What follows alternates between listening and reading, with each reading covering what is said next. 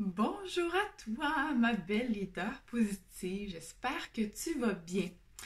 Aujourd'hui, j'aimerais te parler de tes étés, de tes Noëls, de tes fêtes. En fait, au moment où je vous parle en ce moment, on est le 28 septembre. Et cette semaine, c'est ma fête, le 1er octobre. Puis je vous dis pas ça pour que vous m'envoyiez des bonnes fêtes. Je vous dis ça parce que cette année, je vais avoir 33 ans. Et c'est l'âge de Jésus. Non, ça n'a pas rapport. Non, mais cette année, j'ai 33 ans, puis je sais pas pourquoi. J'ai eu un moment de réflexion dernièrement et je me suis dit 33 années. 33 étés, 33 Noël, 33 Saint-Valentin, 33 hivers. Et là, je me suis dit, il m'en reste combien tout ça?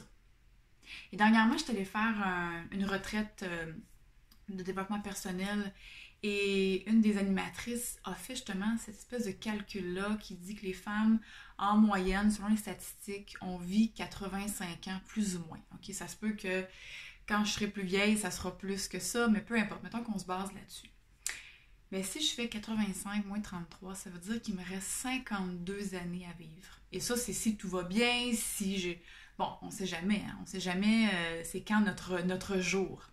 Mais mettons qu'on enlève les oui, mais si, puis qu'on reste dans le côté un petit peu plus terre à terre, puis on se dit, OK, grosso modo, il me reste 52 étés, 52 Noël, 52 fêtes, 52 Saint-Valentin avec mon chum, 52 hivers, 52 automnes, 52 printemps. Et je sais pas pour vous, mais moi, ça me ramène beaucoup de perspectives. Ça m'amène beaucoup à réfléchir à qu'est-ce que j'ai envie de faire avec ces 52 années-là. Parce qu'autant que ça peut paraître long parfois, il y a des jours où je me dis, mon Dieu, que ma vie, oh, mon Dieu, c'est long, c'est pénible. Il y a des jours où j'aurais envie que ça finisse plus vite. Il y a des jours où j'aurais envie de vivre éternellement. Il y a des jours où je me dis, Colin, j'ai hâte d'arriver à l'automne, ou bien j'ai hâte d'arriver à l'été. Mais je ne suis pas totalement dans le moment présent. Et je pense que si on vit vraiment dans le moment présent, le temps n'existe plus. Et j'ai vécu cette expérience-là de temporelle, je sais pas si c'est le bon terme, je sais pas si c'est probablement déjà vécu aussi peut-être. Quand on est en nature, pas de téléphone, pas d'ordinateur, pas d'internet, pas d'horaire, qu'on est juste en nature, on dirait que pendant un instant, justement, le temps n'existe plus. On se laisse guider par le vent, par le soleil. On est avec la nature, on se sent imprégné par des odeurs extraordinaires. On sent nos cellules, on sent nos membres, nos bouts de doigts, nos bouts d'orteils. On est dans notre corps. Je trouve que ça nous amène vraiment dans un état d'esprit beaucoup plus présent et spirituel quand on est en nature. Et quand on revient dans le quotidien, au travail, tout ça, on est toujours stressé par le temps, un horaire fixe, le cadran qui sonne, l'ordinateur qui nous rappelle il est quelle heure et combien de temps, puis les rendez-vous et c'est ça. Puis c'est bon, ça fait partie de la vie, hein? On a des horaires, puis c'est correct. Mais si on ajoutait plus de lenteur dans son horaire, justement, si on se permettait de vivre dans le moment présent davantage pour que ces X nombre d'années qui vous restent ne soient pas un chiffre en tant que tel, mais bien une aventure, une expérience, quelque chose qu'on ne compte pas avec des chiffres. C'est un chemin de vie et chacun a son chemin différent, son chemin qui est déjà, selon moi, qui est déjà écrit d'une certaine façon. Et on le suit sans compter les jours, sans compter le passé ni le futur, mais simplement dans le moment présent. Puis ça m'amène à penser à un film que j'ai vu avec Oprah Winfrey il y a plusieurs années. Je me souviens plus du titre, mais grosso modo, dans la morale un peu de l'histoire, il y avait une jeune fille qui était plus ou moins heureuse, puis bon, elle se cherchait beaucoup, puis Oprah Winfrey dans le film, elle était comme un ange ou je sais pas quoi, une espèce de dieu, quelque chose, là, puis je suis sûre que vous l'avez déjà vu. Et là, ben, elle y explique à cette jeune fille-là qu'elle est un miracle. que la jeune fille est un miracle, comme toi, comme moi, comme nous tous. On est tous des miracles. Pourquoi?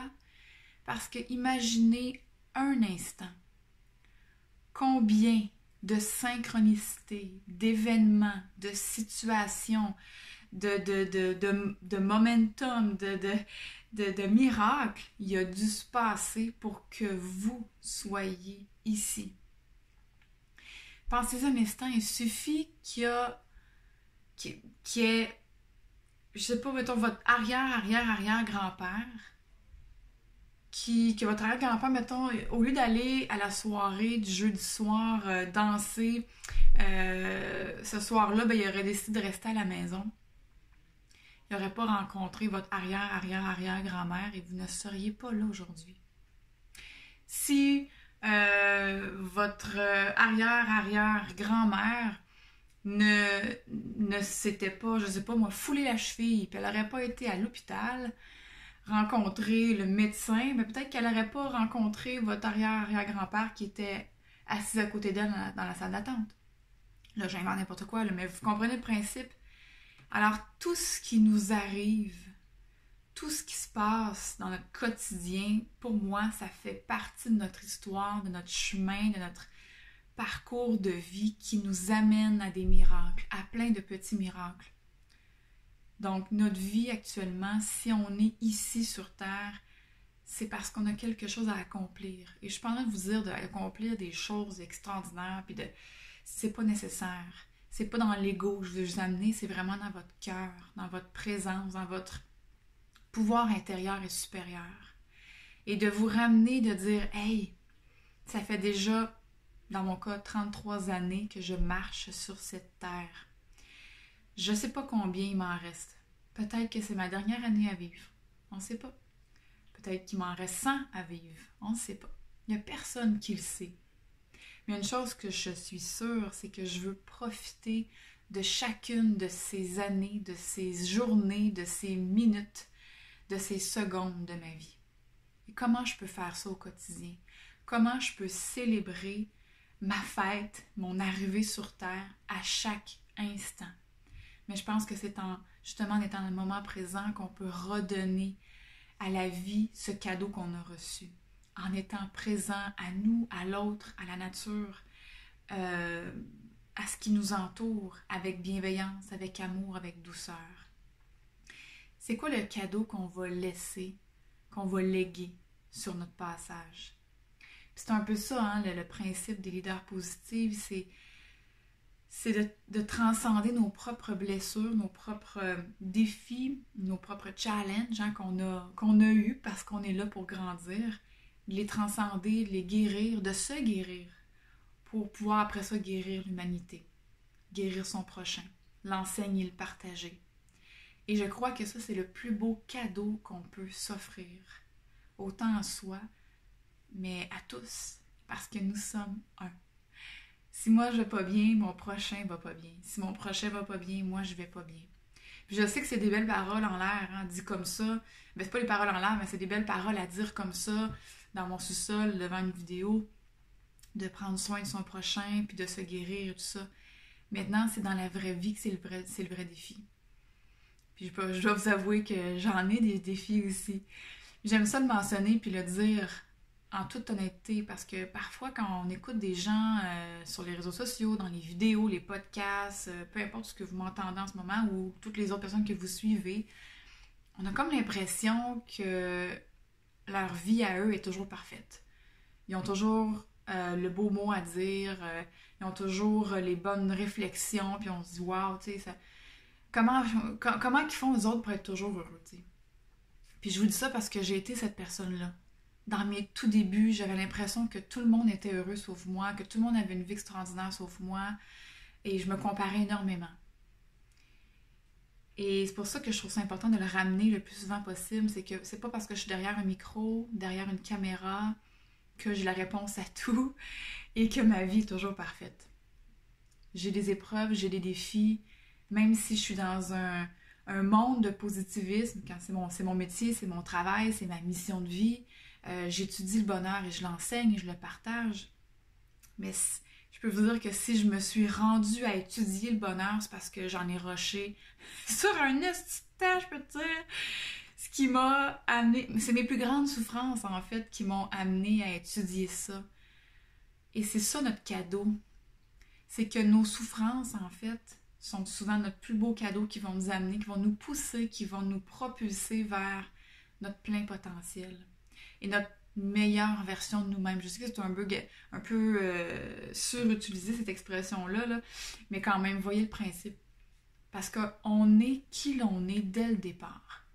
Notre âme, notre présence, le jour où est-ce qu'on vient sur Terre, je crois, c'est ma perception, c'est mes croyances à moi, mais je crois qu'on vient déjà avec cette mission de vie-là.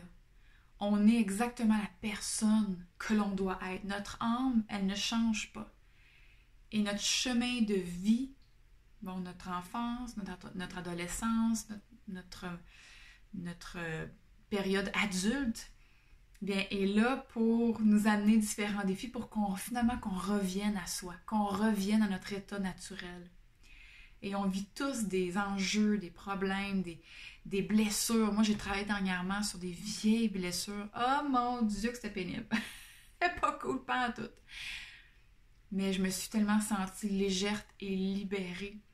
Et plus je fais du travail sur moi, là, je mets ça en parenthèse, je sais que c'est encore une fois un terme un peu galvaudé, plus j'investis en moi, plus je prends soin de moi, on peut dire ça comme ça, plus je laisse aller des vieilles couches, de la poussière, des choses qui ne m'appartiennent pas, et plus je me sens légère, et plus je me sens revenir au centre de moi, plus je me sens alignée, plus je me sens connectée.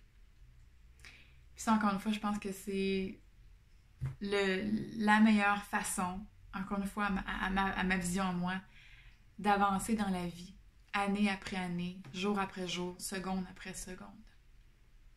Alors, je sais pas c'est quand votre fête, je sais pas ça fait combien d'années que vous marchez sur cette terre, je sais pas combien il vous reste de temps, mais ce que je vous propose, c'est de focusser sur votre bien-être intérieur, parce que votre état naturel, c'est la joie. Votre être supérieur, votre âme, son état naturel, c'est la joie. Alors, qu'est-ce que vous allez faire dès maintenant pour vous rapprocher le plus possible de cet état naturel, pour revenir à l'enfant intérieur, pour revenir à votre être supérieur qui est en vous, qui a juste besoin d'être entendu. Mais souvent, ce que je dis, c'est que l'ego crie, le mental crie et le cœur chuchote. Alors, pour pouvoir être à l'écoute de cette voix intérieure, de son intuition, de sa mission de vie, de son bien-être, de son inspiration, bien, il faut être en paix. Et pour être en paix, bien, il faut être dans le pardon. Il faut regarder nos blessures. Il faut regarder ce que la vie nous met sur notre chemin pour qu'on puisse grandir, évoluer et tout simplement revenir à soi avec le moins de bagages possible pour être le plus en paix, le plus serein, le plus libre aussi, autant intérieurement, autant mentalement que émotivement. Puis avant de vous quitter, je vais vous poser cette question-là. Qu'est-ce que vous allez faire pour prendre votre vie en main dès maintenant? Je ne sais pas si prendre sa vie en main, c'est la bonne expression. C'est une expression encore une fois populaire. Mais qu'est-ce que vous allez faire? Qu'est-ce que vous allez mettre en place? Quel choix, quelle action allez-vous poser pour retrouver qui vous êtes pleinement? La réponse vous appartient. Mais si vous cherchez des outils, si vous cherchez de l'aide, si vous cherchez justement, je sais pas, un accompagnement, des signes, écoutez, soyez à l'écoute des signes. Soyez à l'écoute des signes, soyez à l'écoute de ce que la vie a envie de vous dire, parce qu'elle est là autour de vous, elle vous parle. Et si vous avez envie de vivre une expérience de transformation unique, tout en douceur, bien, ça va me faire plaisir de vous accompagner là-dedans. Ça va me faire plaisir de vous partager toutes les expériences que j'ai vécues, les erreurs que j'ai faites, les parcours, les détours, pour vous aider, non pas à les éviter, parce que parfois, il faut aller dans les détours pour apprendre, mais simplement vous guider. Simplement que vous sachiez qu'on est là, que vous n'êtes pas seul là-dedans, Parce que quand on vit cette nuit noire de l'âme que vous avez peut-être vécue, moi je l'ai vécue plusieurs fois.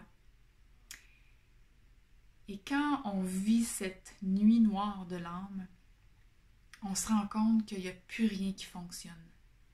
Tout ce qu'on a mis comme encadrement, comme structure, comme repère ne fonctionne plus. Et tout d'un coup, tout s'écroule.